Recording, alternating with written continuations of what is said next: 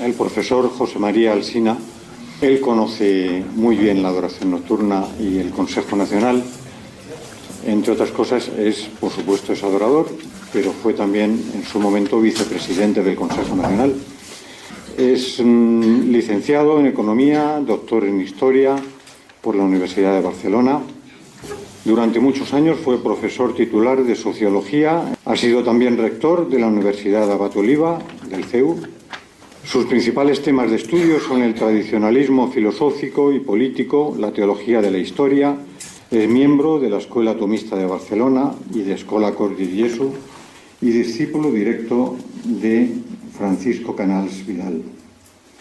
Quizá lo más importante es que es padre de familia numerosa y adorador nocturno y abuelo. Vamos a hablar del tema que nos ocupa, la adoración nocturna a la luz del misterio de Fátima. Son muchas las conferencias que quizá habréis oído ya de Fátima, y alguien diga, bueno, ya lo sabemos todo de Fátima, ¿sí? Y por lo tanto, digamos, un tema ya conocido, digamos, nos va a hablar de aquello que ya conocemos, ¿sí? Cada vez, diríamos, que releemos aquellas pocas palabras, que son pocas, las palabras que la Virgen dijo a aquellos niños, volvemos a redescubrir realmente la importancia, cómo la Iglesia ha quedado, diríamos, grabada, diríamos, sellada por aquellas palabras de la Virgen a principios del siglo XX. Y en segundo lugar, porque Fátima es un mensaje a la Iglesia y de alguna manera a toda la humanidad. Mi propósito es hacer una reflexión que nos ayude a redescubrir la vocación que hemos recibido de adoradores nocturnos de la Eucaristía. Estas notas, digamos, que son tan específicas de nuestra vocación, ser adoradores nocturnos de la Eucaristía. Es necesario, creo, en estos tiempos, realizar este redescubrimiento. Y realizarlo, diríamos, porque la adoración nocturna, como tantas cosas, también necesita, diríamos, insistir en aquello que es realmente específico y singular de la adoración nocturna para que no se diluya, diríamos, en otra cosa distinta, y todos los grupos, los movimientos, tienen su fecundidad en la medida que permanecen fieles a sus fundadores, ¿sí? Y por lo tanto, volver, digamos, a pensar lo que es realmente la adoración nocturna, desde lo que Cohen, Trelles, aquellas personas tan beneméritas que supieron realmente lanzar, digamos, en la Iglesia, digamos, esta vocación, pues es importante, me parece, para que en nuestros días la adoración nocturna continúe siendo fecunda. Para lograr esto, nos ha parecido que esto nos puede ayudar a reflexionar en ello, viéndolo a la luz del mensaje de Fátima.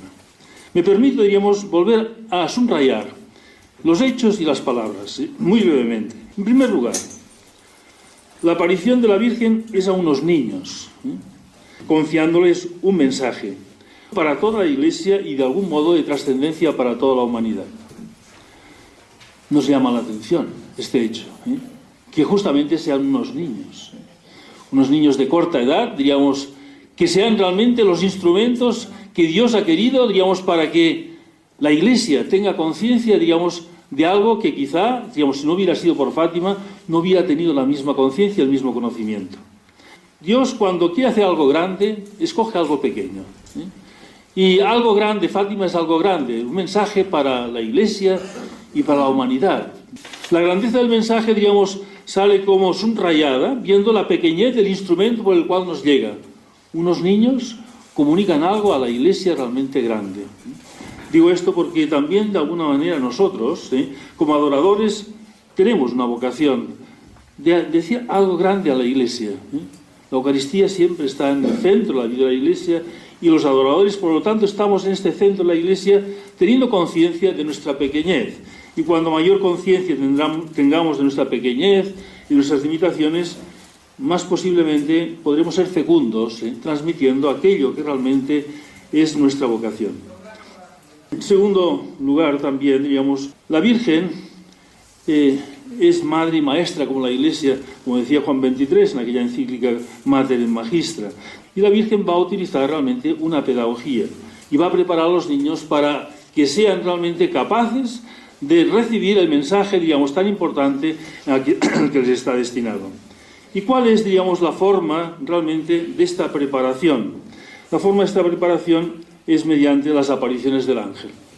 Estas apariciones del ángel que se produce la primera, digamos, muy poco conocida, porque no hay ningún mensaje, no hay ninguna palabra del ángel, año 15. Las apariciones, las 3 apariciones que ya son más conocidas, del año 16, ¿qué está haciendo realmente la Virgen con aquellos niños? Les está de alguna manera familiarizando con lo sobrenatural. Pues los niños, digamos, van siendo preparados. Primero con aquella aparición del ángel, digamos, que no saben exactamente qué, pero ya ven que es algo realmente que viene, digamos, de arriba. Ya mucho más claramente aquella primera, digamos, aparición que algunos niños, no de los otros videntes, pero sí de Lucía, comunican, se ríen de ellos, digamos, han visto unos fantasmas. Estas 3 apariciones del ángel tienen una gran importancia. ¿Qué hace el ángel? El ángel, en la primera aparición, lo recordaréis, les enseña a rezar. Les enseña a rezar con una actitud adoradora. Esta actitud exterior, porque la adoración significa también, digamos, no simplemente, digamos, una actitud interior de reconocimiento del Señor, digamos, como nuestro Señor y Dios y Rey, sino al mismo tiempo también con esta actitud, digamos, que hace el ángel de rostro en el suelo, digamos, para que los niños realmente, digamos, tomen conciencia de la grandeza de Dios. ¿Recordáis las palabras, digamos, de aquella oración? Dios mío, yo creo, adoro, espero, os amo, os pido perdón por los que no creen, no adoran y no aman. Y al mismo tiempo, digamos, les añade después, los corazones de Jesús y María están atentos a la voz de vuestras súplicas. Digamos, 2 aspectos, digamos, primero, digamos, es este sentido de adoración, que va unido con el sentido de fe, naturalmente, sin fe no hay adoración, y de esperanza y de amor, y por otro lado, digamos, la confianza, que nuestras oraciones son escuchadas. Este aspecto va a ser repetido a largo, no simplemente de las apariciones del ángel, sino también de la Virgen. Una llamada a la oración y una llamada a la confianza, porque oración sin confianza no se reza sin confianza. Pedimos porque sabemos que seremos escuchados en nuestra oración. Suscitar esta confianza, los corazones de Jesús y María, aquello lo que es más profundo del deseo y del amor de Dios, su corazón, y el de María, están, digamos, atentos a nuestras palabras, a nuestras súplicas. En la segunda aparición, el ángel les anima, digamos, a una actitud de sacrificio y de reparación. Actitud de sacrificio y de reparación para darnos cuenta realmente, digamos, cómo el mundo se ha olvidado de Dios, el mundo, digamos, va a espaldas a Dios. Pero de momento, digamos, está dirigido este mensaje porque no les indica, digamos, que tienen que comunicarlo, sino a su vida, para que realmente sean capaces de aceptar aquello que Dios les va a enviar, pero en un sentido, digamos, de reparación. Pero como decía Lucía después, comentando, digamos, esta aparición, nosotros teníamos la experiencia de que eran amados por Dios y que Dios quería ser amado. Digamos que Dios se complacía no simplemente en amarlos, sino que se complacía en recibir su amor. Digamos, este gesto de extraordinaria misericordia que Dios quiere ser amado por los hombres. Digamos, este camino de que Dios nos ama y Dios quiere ser amado, es el camino que hace entender realmente lo que es la reparación. Y finalmente, algo, digamos, casi más intrínsecamente ligado, digamos, con nuestra vocación de adoradores, es la tercera aparición. Aquella tercera aparición que esta comunión reparadora, enseñarles realmente, digamos, a comulgar con aquellas palabras que vale la pena, digamos, también recordar aquí, digamos, cómo les prepara para la comunión. Santísima Trinidad, Padre, Hijo y Espíritu Santo, os ofrezco el preciosísimo cuerpo, sangre, alma y divinidad de nuestro Señor Jesucristo. En primer lugar, digamos, toda comunión va precedida, digamos, por un acto de fe en la Santísima Trinidad, en la presencia real de Cristo en la Eucaristía, presente en todos los sagrarios de la tierra, que no simplemente Dios se hace alimento nuestro, sino esta presencia que la tierra se ha hecho, digamos, tierra de Dios, ¿sí? Tierra de Dios porque Él está, digamos, presente en todos los sagrarios de la tierra, en reparación de los ultrajes, una comunión reparadora, sacrificios e indiferencias con que Dios es ofendido, y por los méritos infinitos de su Santísimo Corazón y del Inmaculado Corazón de María os pide la conversión de los pobres pecadores. Tomad y bebed, entonces les dice el ángel, el cuerpo y la sangre de Jesucristo horriblemente ultrajado por los hombres ingratos. Reparad sus crímenes.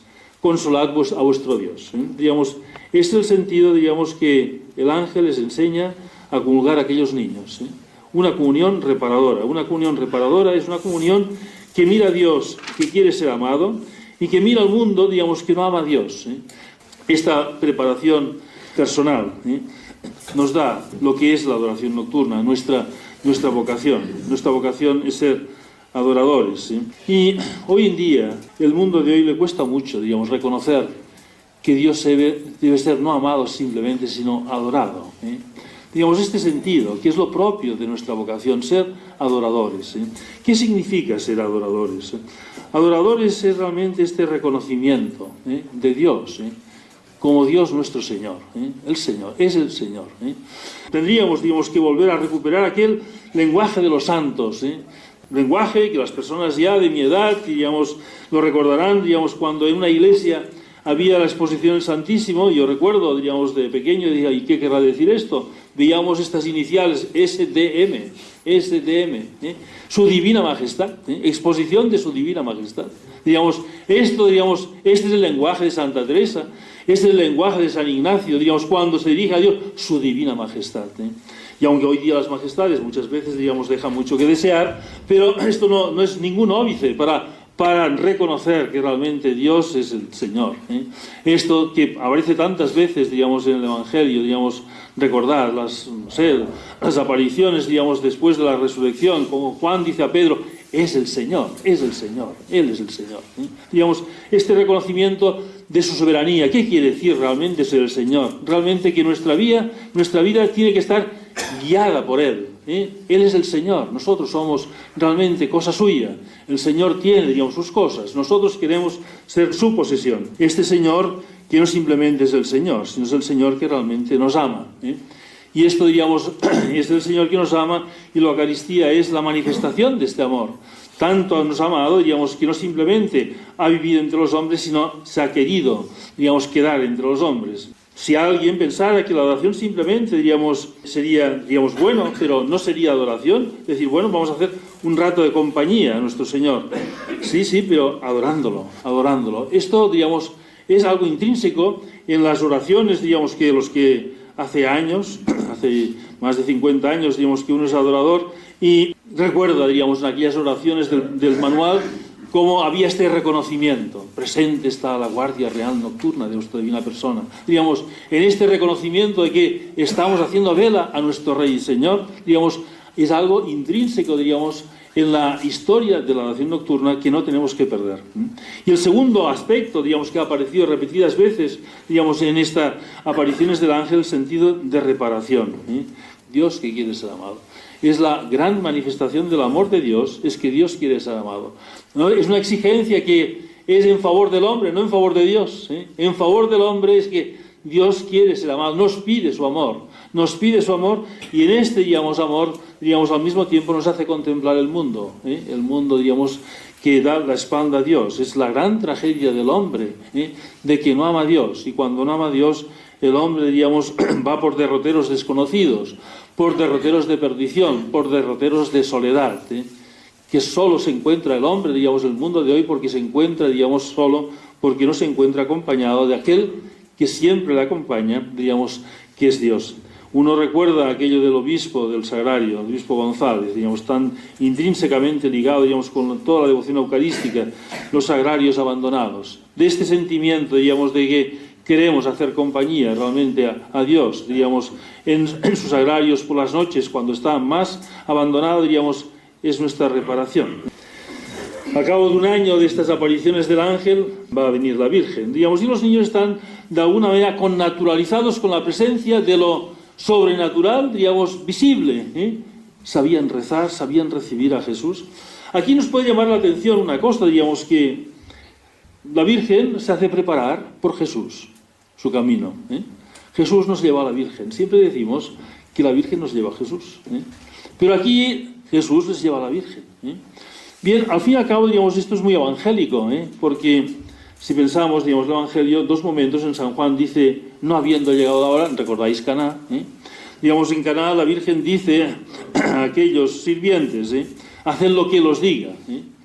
San Juan dirá en el Calvario, digamos, cuando habiendo llegado la hora, Jesús nos dice, he ahí a tu madre. Digamos, Jesús nos encomienda a su madre. Digamos, nos encomienda a su madre y nos encomienda fundamentalmente a su corazón, porque allí en el corazón de la Virgen es donde encontramos verdaderamente a Jesús. Digamos, este ir de Jesús a la Virgen es ida y vuelta, digamos, ¿por qué? Porque en la Virgen encontramos realmente, digamos, lo que es verdaderamente Jesús, con su amor, y cómo hay que amarle. Esto solamente lo entendemos desde el corazón de la Virgen. Estas 6 apariciones, si ahora reuniésemos en unas hojas, digamos, todas las palabras que dijo la Virgen durante estas 6 apariciones, digo, ¿qué nos llevaría? Un par de hojas, no más. Dijo pocas cosas la Virgen. Unas apariciones, digamos, tan importantes y muy pocas cosas. Pero la Virgen, digamos, como maestra, sabe una cosa, digamos, que en la vida hay que ser insistente.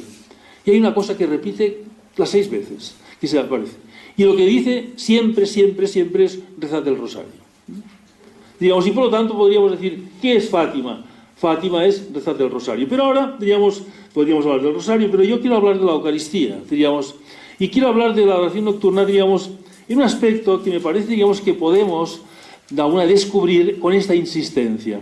¿Qué les pide la Virgen a los niños? Que sean fieles. Volved 6 veces. Les pide que vuelvan 6 veces. Y siempre rezad el rosario. Rezad el rosario lo dice cada una de las veces, porque en la vida, digamos, las cosas importantes se dicen muchas veces. La adoración está hecha de fidelidad. Cada mes, cada mes, cada mes. Y recuerdo que fue nuestro conciliario, el doctor Muñoz, lo recordáis. Y recuerdo en una ocasión, digamos, aquí en esta casa mismo también era, bueno, siempre nos quejamos de que somos viejos. Adoradores viejos habla de fidelidad. De fidelidad. Señal de que cuántas personas realmente, viejos de cierta edad o de juventud acumulada, sí, estos jóvenes con años son años de adoración, años de adoración.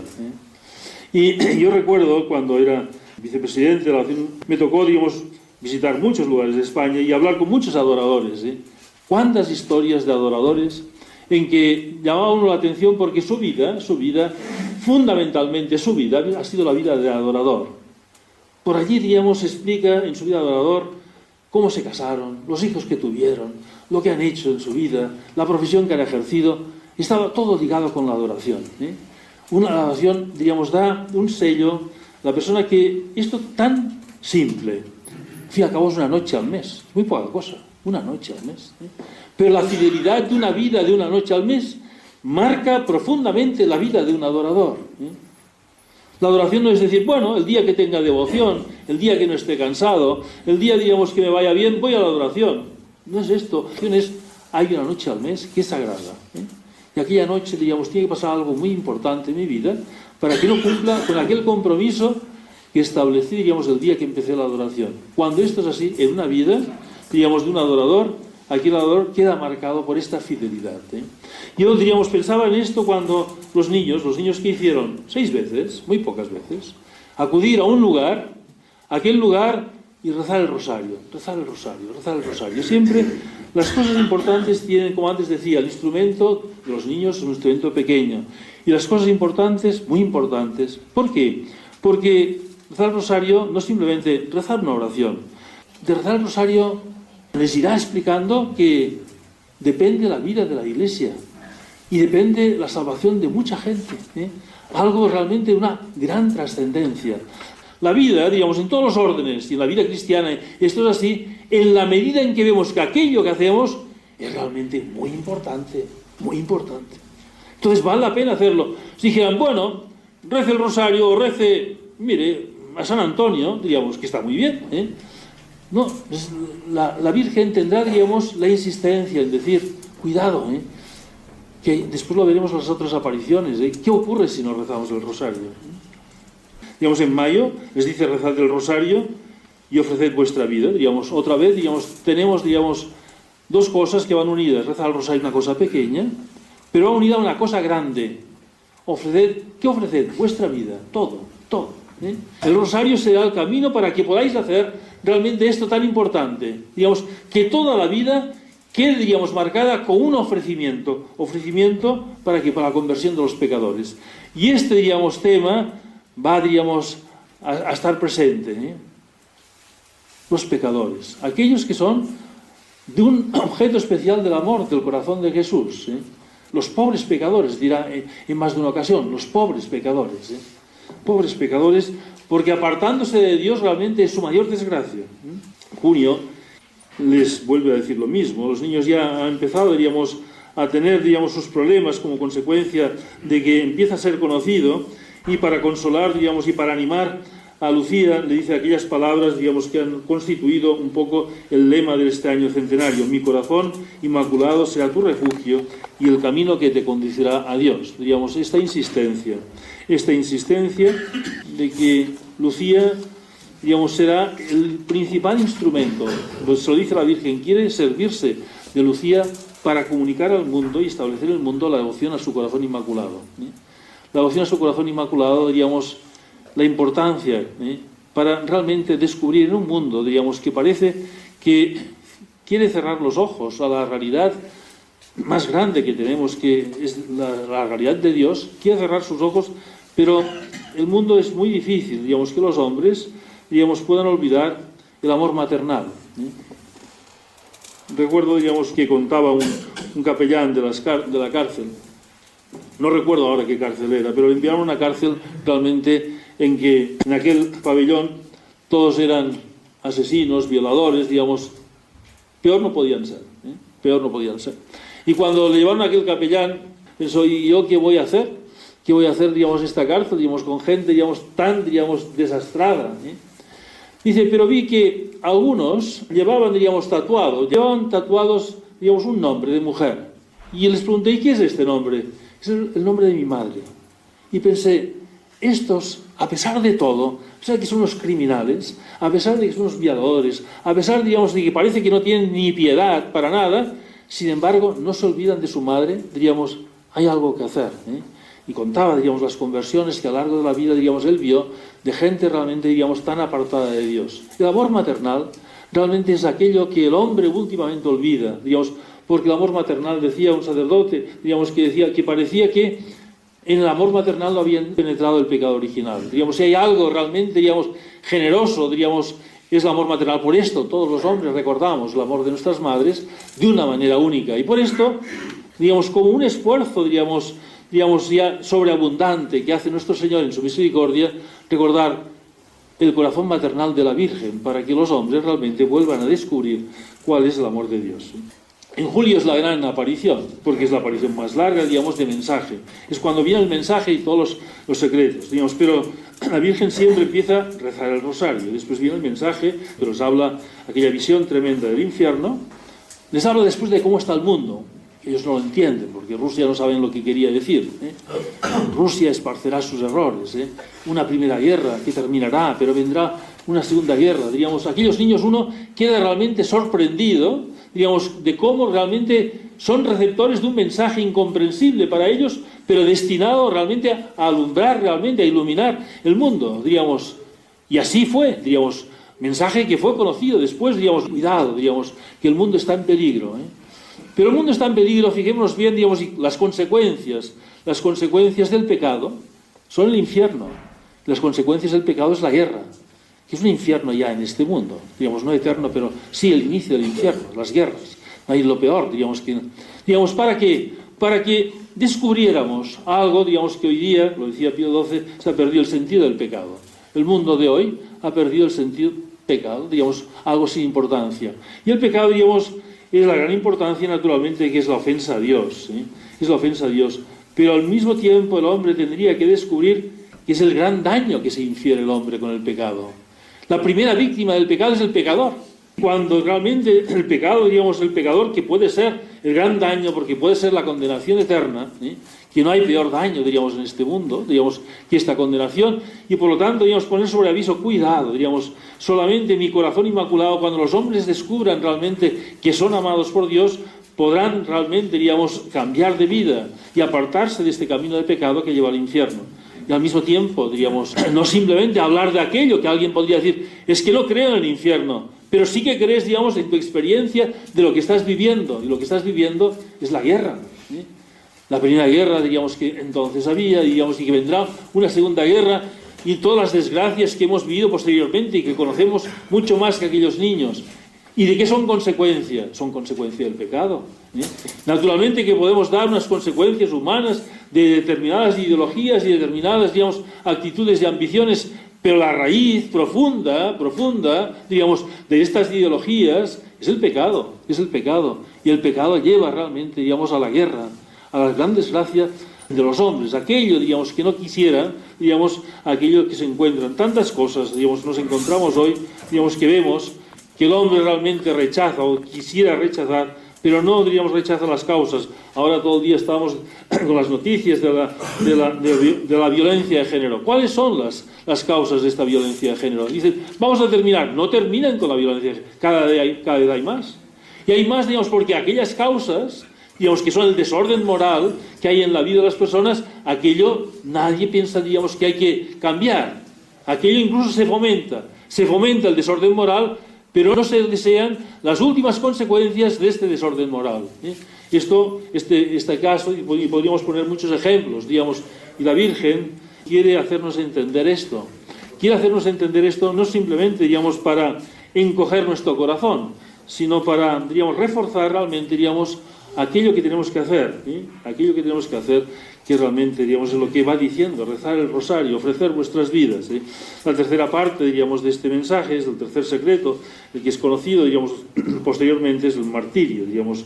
En agosto, diríamos, no hay, digamos, novedad, es insistencia en lo mismo, pero hay aquellas palabras que, me parece que era Benedicto XVI, decía que le habían impresionado tanto cuando las leía y las recordaba. Aquellas palabras de la Virgen a los niños. Van muchas almas al infierno por no tener quien se sacrifique y no pida por ellas. Diríamos, esta, diríamos, responsabilidad. Se lo dice a los niños diciendo, mirad si no rezáis, es que mucha gente se puede condenar. En agosto, la insistencia en rezar el rosario. En octubre, también rezar el rosario. Hay el gran milagro, pero las palabras de la Virgen, no ofendáis más a Dios, que ya está muy ofendido. Diríamos, una queja, ¿no veis que mi hijo realmente está ofendido? Que no se lo ofenda más. Vamos, digamos, a sacar unas conclusiones, digamos, de estas palabras de la Virgen y de estos hechos. En primer lugar, como he señalado antes, la adoración está hecha de fidelidad en algo pequeño que puede cambiar una vida, y no simplemente puede cambiar una vida, sino puede cambiar el mundo. Digamos, y el adorador nocturno tendría que tener, digamos, esta conciencia, no simplemente la fidelidad a la oración nocturna, a sus vigilias, digamos, cambia su vida. Y esto es así, y lo podemos decir, la experiencia de todo el mundo que conozca la oración nocturna puede decir, esto es así. Mi vida pasa por la adoración nocturna, sino, no simplemente nuestra vida, sino el mundo. Recuerdo, digamos, lo que señalaba Trelles, digamos, algo muy importante me parece a mí. Trelles decía, cuando nosotros vamos a la oración nocturna siempre vamos llenos de intenciones, y es necesariamente llenos de intenciones, pero no tendríamos que olvidar una intención, que es la que Trelles le mueve a Trelles, digamos, a crear la oración nocturna, a extender la oración nocturna aquí en España, que le costó tanto. ¿Pedimos por qué pedimos? Sobre todo por la conversión del mundo, por la conversión del mundo. No simplemente, digamos, por mi salud, por mi trabajo, por mis amigos, por tantas cosas, por mi diócesis, por España, por el mundo, esta visión. ¿Por qué? Porque esta es la petición, digamos, que hacemos del Padre Nuestro cuando decimos, venga a nosotros tu reino. Es la conversión del mundo, que se haga tu voluntad. Es la conversión del mundo, que el mundo realmente, digamos, que los hombres y mujeres actúen según la voluntad de Dios. Esto es lo que pedimos. Y esto es lo que está pidiendo Jesús en la Eucaristía a Dios Padre, que los hombres, digamos, le reconozcan como su Dios y Señor. En segundo lugar, realmente la oración nocturna, digamos, tiene como característica no simplemente que es adoración eucarística, sino que tiene la nocturnidad. Y aquí la nocturnidad no es un agravante ni un eximente, sino es un plus importante. Es nocturna, la oración nocturna es nocturna. Pero, digamos, ¿qué añade, digamos, la nocturnidad? Y para tanto, nosotros apreciarla como es. Pues añade el sacrificio, evidentemente. El sacrificio, digamos, que significa, realmente la nocturnidad no es meramente, digamos, que la noche, digamos, nos ayuda a recogernos. Sí, pues está muy bien. Le ayuda a quien le ayuda, porque mucha gente pues tiene mucho sueño por la noche y no le ayuda, digamos, sino, digamos, le es un inconveniente. Pero lo importante no es que nos ayude o que sea un obstáculo, sino ¿Qué es un sacrificio? Un sacrificio. Y la oración nocturna está hecha de reparación. De reparación, porque la reparación es donde realmente, digamos, descubrimos lo que es el amor. Digamos, la reparación no es el sacrificio, diríamos, con un carácter masoquista, digamos, queremos realmente pasarlo mal, no, queremos realmente ofrecer nuestro amor y ofrecemos realmente aquello que nos cuesta, este misterio grande, que hemos sido redimidos, digamos, en el sacrificio, en la cruz, y por lo tanto, digamos, todo pequeño sacrificio es asociarse realmente a la obra de la redención. Muy importante, digamos, ¿para qué? Para descubrir realmente la grandeza de la vocación de la oración nocturnos. Hemos sido realmente, digamos, llamados a reconocer, digamos, a Jesús como nuestro Dios y Señor. Y hemos sido llamados, digamos, a colaborar con Él en la redención del mundo, en la redención del mundo. Diríamos, esta importancia grande, tiene, digamos, que estimular, y hay que hacerlo, porque así la Virgen, digamos, lo señala, de contemplar cómo está el mundo, y cuáles son las consecuencias del pecado y del apartamiento de Dios. Es el infierno, en otro mundo y en este. A veces hemos pensado, y quizá algunas veces alguien lo ha creído, que es cuestión de pasarlo mal en este mundo y bien en el otro. Diríamos, bueno, no es así, es pasarlo bien en este y en el otro. O pasarlo mal en este y en el otro peor. Diríamos, porque apartarse de Dios es lo peor que nos puede ocurrir. En este mundo y en el otro peor. Y estar con Dios es lo mejor que nos puede ocurrir en este mundo y en otro mejor. Esto es evidente. Por lo tanto, digamos, esto es importante tenerlo en cuenta, y solamente dándonos cuenta realmente de lo que es la desgracia del pecado, la desgracia, el mal del pecado, profundo, que si no lo entenderíamos quizá, digamos, sí que Dios no es amado, pero a veces veamos realmente lo que nos rodea, cómo está el mundo actualmente, y esto nos tiene, digamos, que enfervorizar, digamos, de pedir realmente, digamos, para el mundo de hoy, que Dios derrame su gracia, que los hombres abran sus ojos, realmente se den cuenta, digamos, que van por caminos, digamos, equivocados, y cuál es el camino de salvación.